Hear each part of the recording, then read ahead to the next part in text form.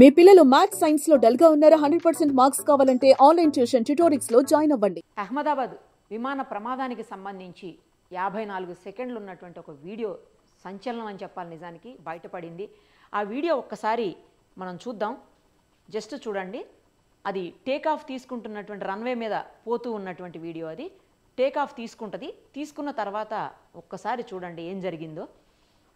ఇది చాలా కీలకమైనటువంటి వీడియోగా చెప్పాలి. జస్ట్ టేక్ ఆఫ్ తీసుకున్నటువంటి 44 సెకండ్స్ 45 సెకండ్స్కే క్రాష్ అయిపోయినటువంటి పరిస్థితి, అంటే యాక్సిడెంట్ అయినటువంటి సిచ్యుయేషన్ ఉంది. అదిగో టేక్ ఆఫ్ అవుతుంది చూడండి. జస్ట్ 20 సెకండ్స్, ఇంకో కొన్ని సెకండ్స్లోనే అది క్రాష్ అవ్వబోతోంది.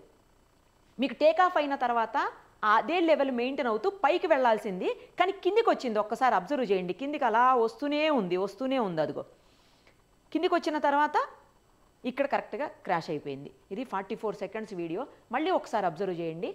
మూవ్ అవుతుంది, రన్వే మీద నుంచి మూవ్ అవుతూ అదిగో జస్ట్ టేక్ ఆఫ్ అయింది.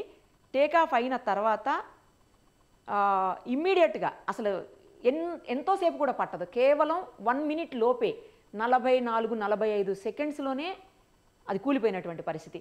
టేక్ ఆఫ్ అయినటువంటి ఫ్లైట్ యాక్చువల్గా అదే వేలో వెళ్ళాలి, లేదంటే పైకి వెళ్ళిపోతుండాలి. కానీ కొన్ని సెకండ్స్, అంటే జస్ట్ 27 సెకండ్స్ 28 సెకండ్స్ తర్వాత డౌన్ అయిపోతుంది. ఒకసారి అబ్జర్వ్ చేయండి. డౌన్ అయిపోతూ అలాగే కింద పడిపోయింది. దీనికి 2-3 రీజన్స్ చెప్తున్నారు. 2 ఇంజిన్స్ ఉంటాయి జనరల్గా. పెద్ద ఫ్లైట్స్ అయినా ఏ ఫ్లైట్స్ అయినా కూడా 2 ఇంజిన్స్ ఉంటాయి. 2 ఇంజిన్స్లో కూడా ఒక ఇంజన్ ఫెయిల్ అయిపోయినా, ఏదైనా సాంకేతిక కారణాలతో టెక్నికల్ ఇష్యూస్తో ఒక ఇంజన్ కనుక ఫెయిల్ అయిపోతే రెండో ఇంజన్ కంపల్సరీ వర్క్ చేస్తుంది. ఆ ఇంజన్ని పెట్టుకునే పైలట్ లేదా కో పైలట్ ఇద్దరు కలిసి సేఫ్గా ఫ్లైట్ని ల్యాండ్ చేస్తూ ఉంటారు. ఇది చాలా సందర్భాల్లో మనం చూస్తాము. కానీ ఇక్కడ బ్యాడ్ లక్ ఏంటంటే 2 ఇంజన్స్ కూడా పాడైపోయినటువంటి పరిస్థితి. 2 ఇంజన్స్ పాడైపోయినప్పుడు ఇంకా అసలు దాన్ని సేఫ్గా ల్యాండ్ చేయటం అనే క్వశ్చనే లేదు. ఆ ల్యాండ్ చేసేటువంటి పరిస్థితులే ఉండవు. సో క్రాష్ అయిపోవటం తప్పించి వేరే ఇంకేం కూడా మనం ఇందులో చూడలేము. ఇంకోటి ఏంటంటే 2-3 ఇష్యూస్ ఇప్పుడు నేను పైలట్స్తో మాట్లాడాను. వాళ్ళు ఎక్స్ పైలట్స్ ఉన్నారు, అందులో ప్రజెంట్ వర్క్ చేస్తున్నటువంటి పైలట్స్ కూడా ఉన్నారు. ఆ క్యాప్టెన్స్తో మాట్లాడినప్పుడు వాళ్ళు చెప్పిన 2-3 విషయాలు చాలా షాకింగ్ అనిపించాయి. ఏంటంటే ఫ్లైట్స్లో 2 రకాలు ఉంటాయి. ఒకటి బోయింగ్, ఇంకొకటి వచ్చేసి ఎయిర్ బస్. బోయింగ్ అనే ఫ్లైట్స్లో జనరల్గా, ఎయిర్ బస్ వచ్చేసరికి ఎయిర్ బస్సు సపరేట్ టెక్నాలజీ ఉంటుంది, బోయింగ్ సపరేట్ టెక్నాలజీ ఉంటుందట. సో బోయింగ్లో ఏంటంటే ఫ్యాన్స్ సిస్టమ్ అనేది ఏది కూడా అసలు ఉండదు, వర్క్ చేయదు. కానీ ఎయిర్ బస్సులో వచ్చేసరికి ఫ్యాన్ సిస్టమ్ ఉంటుందంట. అంటే స్పీడ్గా తిరిగే ఫ్యాన్స్ ఉంటాయి అన్నమాట. ఏదన్నా బర్డ్ హిట్ చేయడానికి వచ్చినప్పుడు ఈ స్పీడ్కి, ఫ్యాన్ తిరిగే స్పీడ్కే బర్డ్ అవతలకి వెళ్ళిపోతుందట. పడిపోవటం కానీ, లేదంటే చనిపోవటం కానీ, జస్ట్ తాకి కింద పడిపోవటం కానీ జరుగుతుంటుంది. కానీ బోయింగ్ ఫ్లైట్స్లో మాత్రం అలా కాదు. ఆ బర్డ్ హిట్ చేసినప్పుడు ఆటోమేటిక్గా గట్టిగా హిట్ చేసి, ఎందుకంటే ఫ్యాన్ అనేది ఉండదు కాబట్టి గట్టిగా హిట్ చేసేసి లోపలికి వచ్చేటువంటి పరిస్థితులు కూడా ఉంటాయంట. లోపలికి వచ్చినప్పుడు ఆటోమేటిక్గా ఇంజిన్ మీద ఎఫెక్ట్ చూపిస్తుంది. డెఫినెట్గా అది క్రాష్ అవడానికి ఎక్కువ ఛాన్సెస్ ఉంటుంది. సో బోయింగ్కి ఎయిర్ బస్కి ఈ డిఫరెన్స్ ఉంటుందన్నమాట. ఇప్పుడు ఈ ఫ్లైట్ 787 ఏదైతే ఉందో అది బోయింగ్. తర్వాత ఇంకొకటి ఏంటంటే ఈ బోయింగ్ ఫ్లైట్స్లో ఫ్యూయల్ ఎక్కువ పడుతుంది, ఎక్కువ యూస్, అంటే ఎక్కువ కెపాసిటీ ఉంటుందట. తర్వాత ఎప్పుడైతే ఫ్లైట్ టేక్ ఆఫ్ అవుతుందో, టేక్ ఆఫ్ అయ్యేటప్పుడు అంటే అప్పుడే స్టార్ట్ అయినట్టు కదా. సో ఆ సందర్భంలో ఫ్యూయల్ ఫుల్గా ఉంటుందంట. ఫుల్గా ఉన్నప్పుడు వెయిట్ కూడా, అంటే ఫ్రంట్ సైడ్ వెయిట్ కూడా చాలా ఎక్కువ ఉంటుందంట. తొందరగా డౌన్ అవడానికి ఆప్షన్ ఎక్కువగా ఉంటుంది అని చెప్పేసి చెప్తా ఉన్నారు. అంటే కింద పడిపోయే ఆప్షన్ ఎక్కువ ఉంటుంది ఫుల్ ఫ్యూయల్ ఉన్నప్పుడు. అదే ల్యాండింగ్లో, అంటే మొత్తం అయిపోయి వస్తుంది కదా, ఫ్యూయల్ అయిపోయి వస్తుంది కాబట్టి ల్యాండింగ్లో, అందులోనే ఈ ఫ్లైట్ పర్టికులర్గా లండన్ వెళ్తుంది కాబట్టి ఫుల్ ఫ్యూయల్తో ఉన్నటువంటి పరిస్థితి. అదే ల్యాండింగ్లో ఏంటంటే అప్పటికే ఫ్యూయల్ ఖర్చు అయిపోతుంది, అప్పటికే ఫ్యూయల్ అయిపోతుంది కాబట్టి ల్యాండింగ్లో ఫ్లైట్ కొంచెం వెయిట్ కూడా తగ్గుతుంది, సేఫ్గా ల్యాండ్ అవుతుందంట. ల్యాండ్ చేసేటప్పుడు ఫ్యూయల్ని ఖచ్చితంగా ఫుల్ ఫ్యూయల్తో అసలు ల్యాండ్ చేయరంట ఫ్లైట్ని. ఒకవేళ ల్యాండ్ చేయాల్సినటువంటి పరిస్థితులు వస్తే మాత్రం ఫ్యూయల్ని బయటనే, అంటే అక్కడక్కడే ఫ్లై చేసేసి కాసేపు ఎయిర్లోనే తిప్పేసి ఫ్యూయల్ని కాలిపోయిన తర్వాత, ఫ్యూయల్ కాస్త ఖర్చు అయిన తర్వాత మాత్రమే ల్యాండ్ చేస్తారంట. ఏ పరిస్థితుల్లో ల్యాండ్ చేయాల్సి వచ్చినా కూడా ఇలాంటి ప్రికాషన్స్ అన్నీ కూడా తీసుకుంటారట పైలట్స్.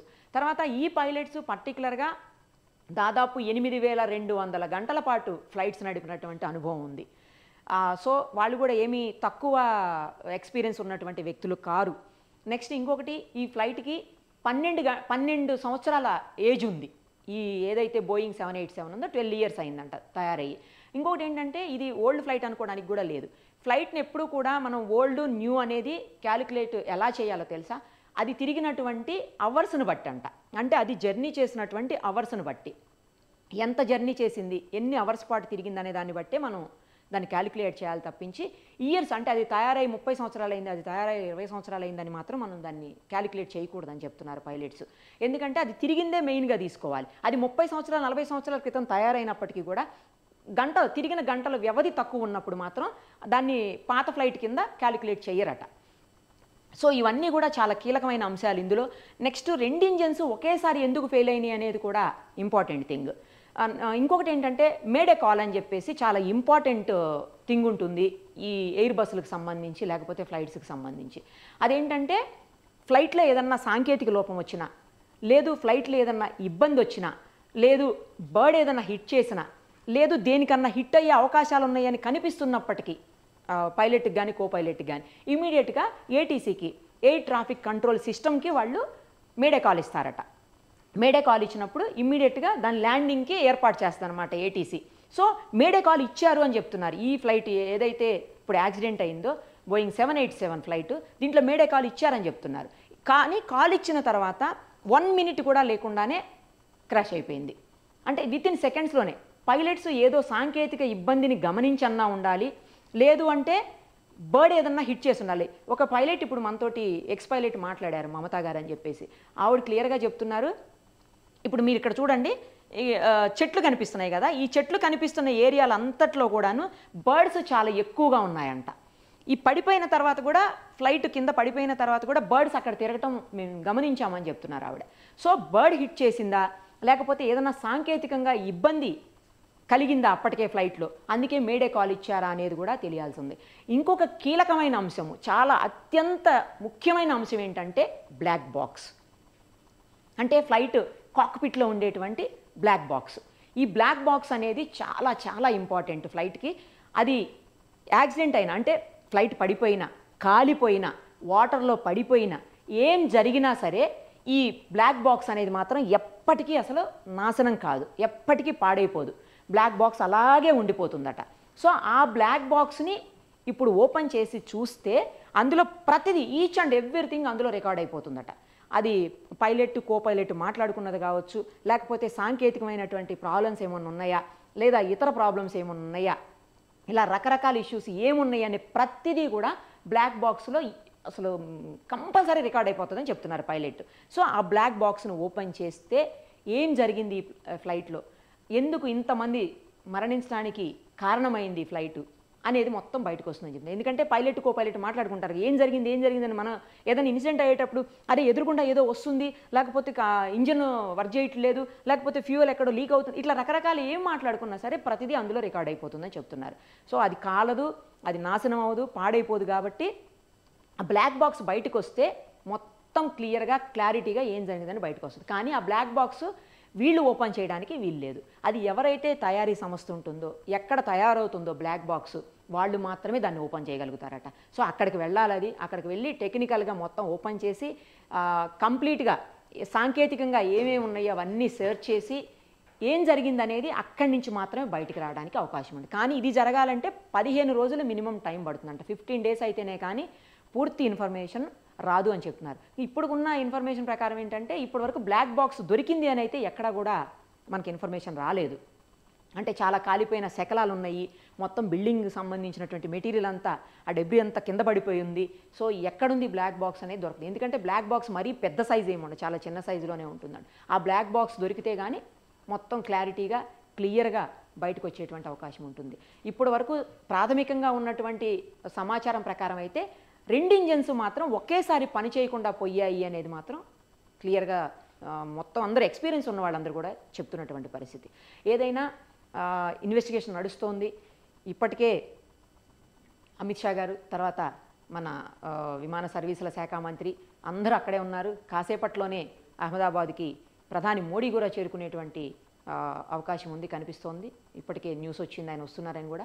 మొత్తం దీని మీద సీరియస్ ఇన్వెస్టిగేషను జరిగితే మొత్తం ఇన్ఫర్మేషన్ అంతా బయటకు వస్తే అప్పుడు ఏం జరిగిందని తెలుస్తుంది. ఇంకోవైపు నుంచి ఏమన్నా పాకిస్తాన్ ఏదైనా అటాక్ చేసిందా అని కూడా వినిపిస్తోంది. ఏది అయినప్పటికీ కూడా కానీ అంత చాలా తక్కువ టైంలో జస్ట్ టేక్ ఆఫ్ అయినటువంటి 1 minute లోపే, ఎక్కువ దూరం కూడా పోలేదు అసలు. అందుకే జనావాసాలు ఉన్నాయి. కాస్త దూరం వెళ్ళిపోతే వాళ్ళకి ల్యాండ్ చేసేదానికి అవకాశం అన్న ఉండేది, ఎందుకంటే ఖాళీ ప్లేస్ ఉంటుంది కాబట్టి కాస్తైనా ల్యాండ్ చేసేదానికి అవకాశం ఉంటుంది. బట్ ఇమ్మీడియట్గా అక్కడికక్కడే కాబట్టి, అంటే ఎయిర్పోర్ట్ నుంచి బయటకు వచ్చిన వెంటనే కాబట్టి ఆ అవకాశం కూడా లేదని చెప్పి పైలట్స్ చెప్తున్నారు. సో ఏం జరిగింది, ఇది నిజంగానే ఏమైనా అటాకా, లేకపోతే ఇంజిన్స్ ఏమన్నా టెక్నికల్గా ఫెయిల్ అయిపోయాయా, లేకపోతే బర్డ్ హిట్ చేసిందా, లేదా మరి ఇంకేదైనా రీజన్ ఉందా, ఇవన్నీ తెలియాలంటే మాత్రం బ్లాక్ బాక్స్ బయటికి రావాలి. అప్పుడే క్లారిటీగా తెలుస్తుంది. అంతవరకు ఏం జరుగుతుందనేది అబ్జర్వ్ చేయడం తప్పించి ఎవ్వరు చేయగలిగింది ఏమీ ఉండదు. ఇందులో బ్లాక్ బాక్సే కీలకమైనటువంటి అంశం అన్నమాట.